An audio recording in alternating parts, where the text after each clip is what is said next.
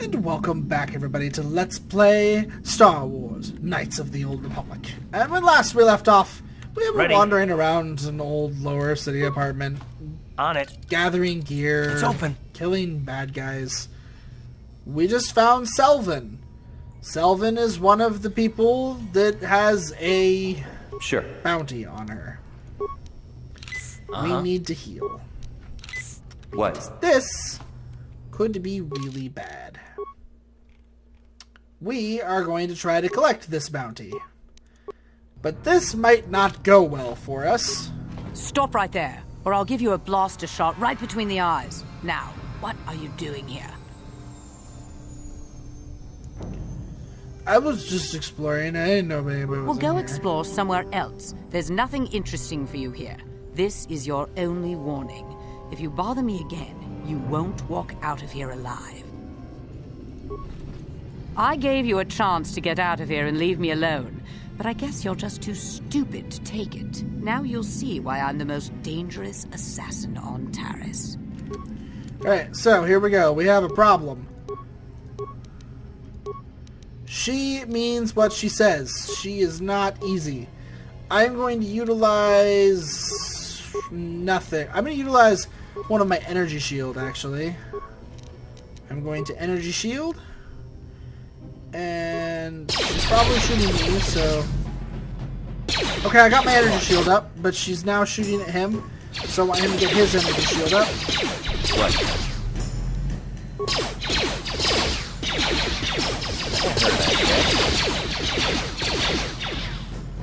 Okay, my energy shield went down. Got her.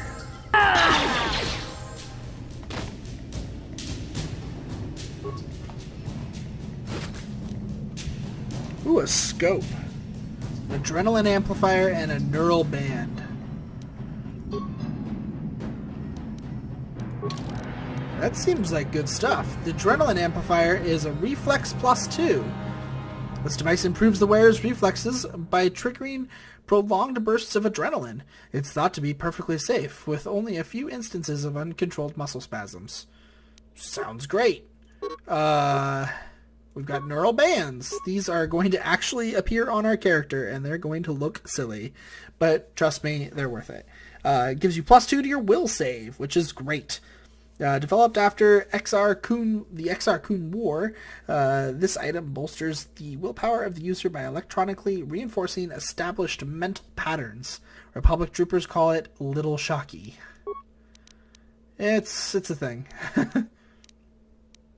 So I could equip a second energy shield. I'm not going to bother doing so, but I could. I don't think anything else...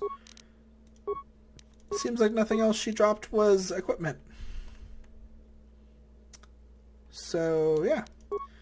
There we go. Yeah, see, they look silly. And we're going to have them equipped. No, just a standard chest.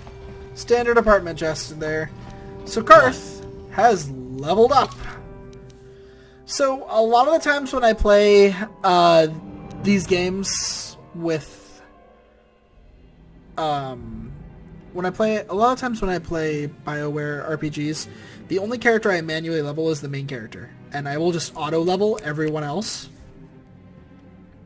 And that's partially to save time, but it's also partially because I don't ever really most of the BioWare games I play, you don't have the ability to directly control your characters too much. Like, you can usually issue what abilities you want them to use, but actually directly taking control is not something you can usually do. So, because of the fact that I can directly take control of them, I think I'm gonna stick to manual leveling. Even though with him, like, wow, he has 1 skill point at that. Cool. So, he's got 2 weapon fighting, and improved 2 weapon fighting. He's got all the way up to heavy armor proficiency. That's interesting.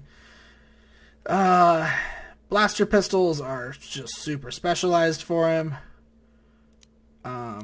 So, we'll go ahead and let it stay that way. So this is based on intelligence modifier, which is not great for him either. He has no implant level?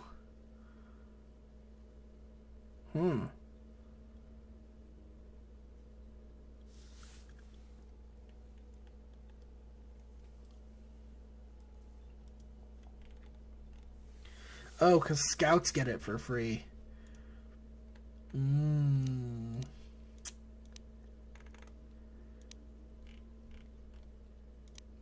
I see.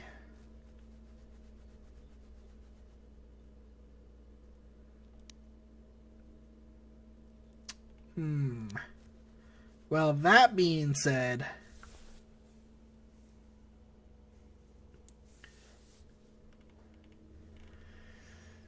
I'm thinking I should get him that implant feet.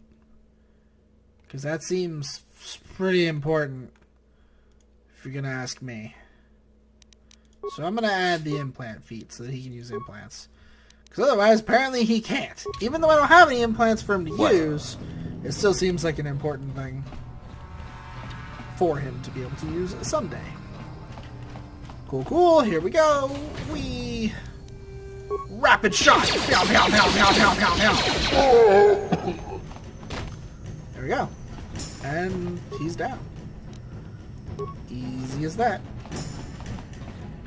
Leveling up again. I'm just curious. Actually not too long. Another like 2,000-ish experience points. And I will level again. Seems good, seems good.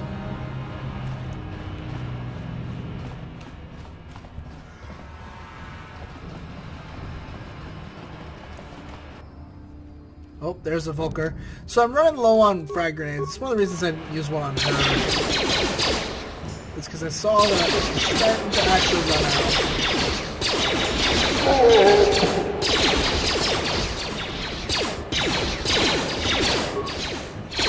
Come on. Please hit.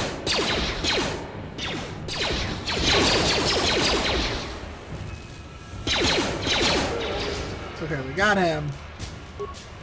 No thanks to me, that much for sure. Remember, you can use Rapid Transit System to return to your base. On the map screen, you will see a button that says Return to Hideout. Press this button to instantly transport back to your apartment. While in the apartment complex, the button on the map screen will be Transit Back. Pressing this button will transport you back to the location where you used the Return to Hideout function. Oh. I actually didn't know that you could transit back. That's actually kind of new to me. Oh, cool! I got a flag. I got a flag. I got a flag grenade. It was a flag grenade. Flagging. All right. So one of the things I need to do is go all the way back to that cantina with Zax and go get our reward for having killed that assassin. Because we did it. We're great.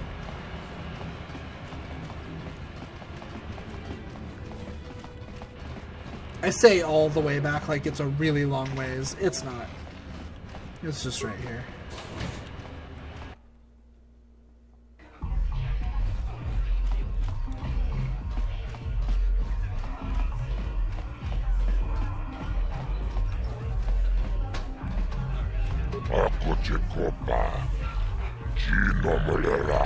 I'm not here to talk. I got a bounty I want to collect on.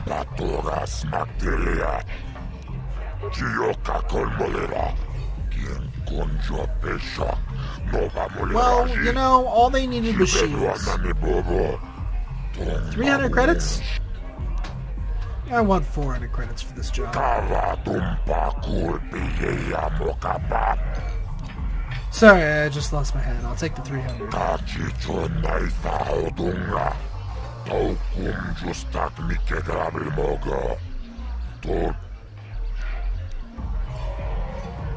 Alright, there we go. I'll be going now.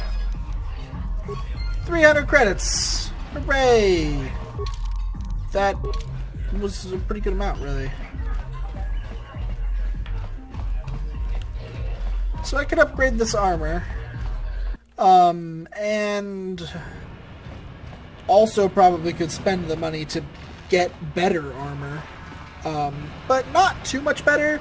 And a lot of the weapons I could get would be not too much better. If I was really going to spend my money on anything that I saw in those shops, the big thing I would spend my money on right now would be more, more implants and equipment like that that could actually help. Like a strength implant would be pretty good, because then I could actually maybe use the sword and not be a piece of crap with it. Oh, okay. Well, let's talk to Karth. Yes, what's on your mind? Is this a good time to ask you some more questions? I guess I did say you could ask me questions later, didn't I? Is this really necessary? Not if you have a problem with it. No, I don't have a problem with it, really. Go ahead and interrogate me. This isn't an interrogation. I never said that. No, I was just joking. Though you do seem to be full of questions. It's rather refreshing, to be honest. Let me ask you something first, though. I've been going through the battle aboard the Endar Spire over and over in my head since we crashed. Some things just don't add up for me. Maybe you could tell me what happened, from your perspective.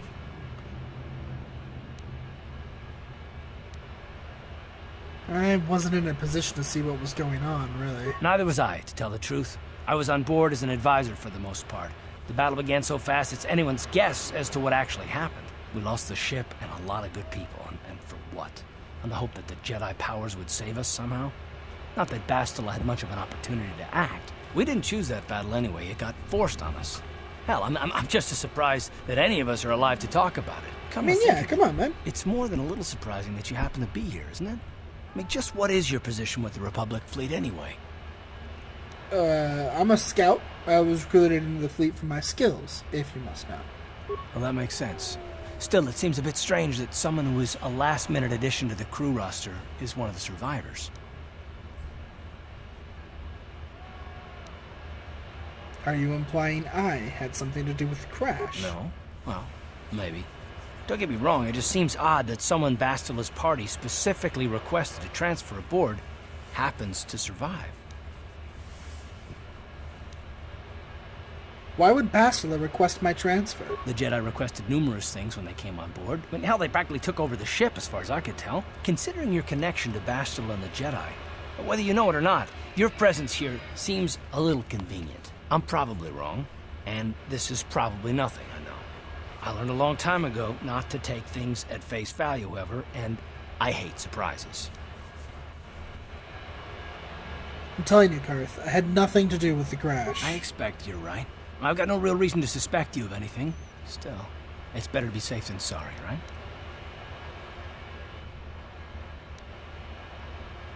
You do know we're on the same side, right? Look, it has nothing to do with you personally. I don't trust anyone, and I have my reasons. And no, I'm not going to discuss them, so can we just keep our mind on more important things? Yes, let's do that. Like I said before, I prefer action to talk anyway.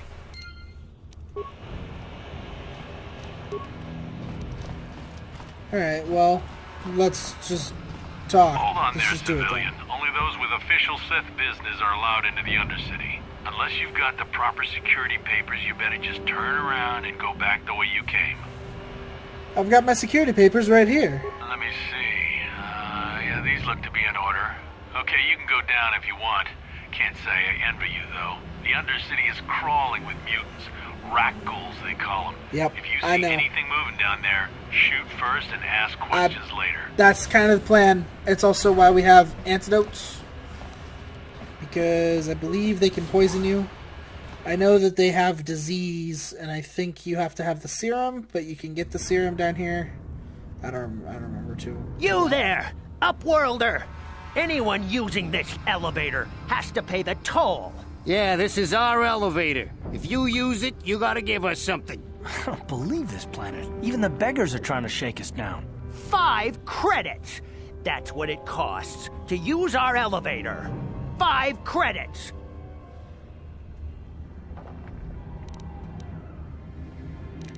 Who are you? What are you doing here in the Undercity? We are the outcasts, banished and reviled by those who dwell above. Here in the filth and darkness, we claw out a wretched existence, scavenging and begging just to survive long enough to see another wretched day.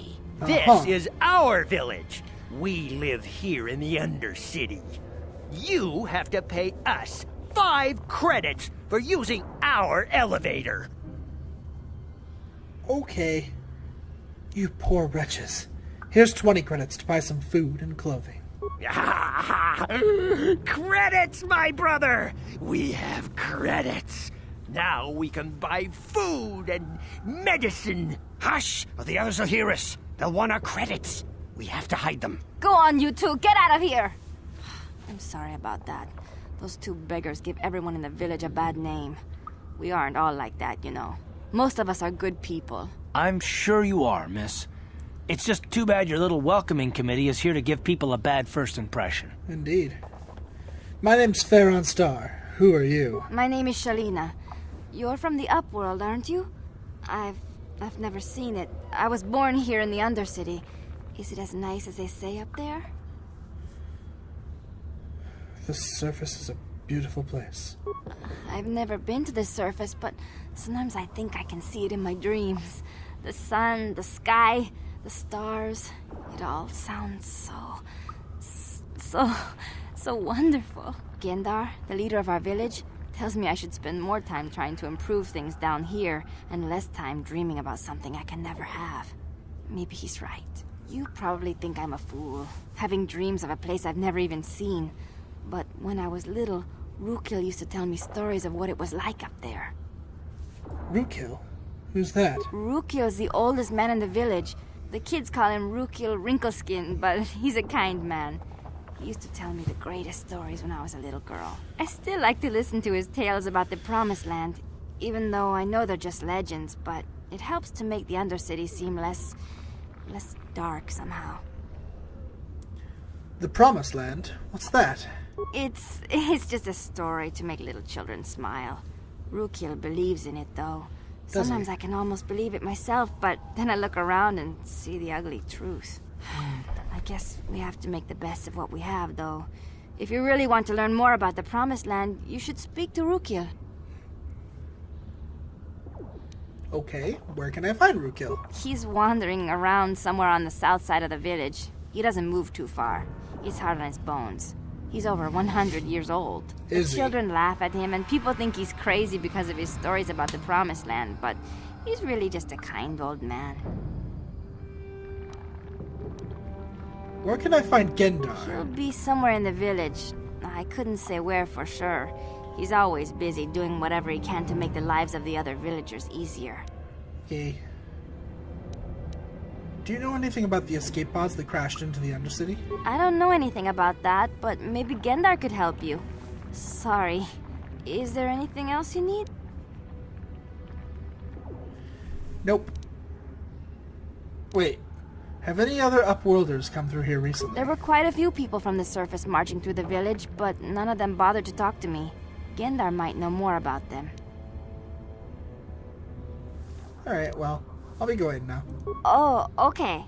Well, if you ever need anything, or if you just feel like talking, come back and see me. I hardly ever get a chance to speak to someone from the Upworld. Okay, well... when we come back, we're in this place now. The Undercity. It's a lot different from what I expected, to be honest. I don't remember this place. I do remember it now that I see it, but I did not remember this being the Undercity. And when we come back, we will start to explore the Undercity and probably run into our fair share of monsters and villains. And, yeah. When it happens, and I will see you all then. Have a good one.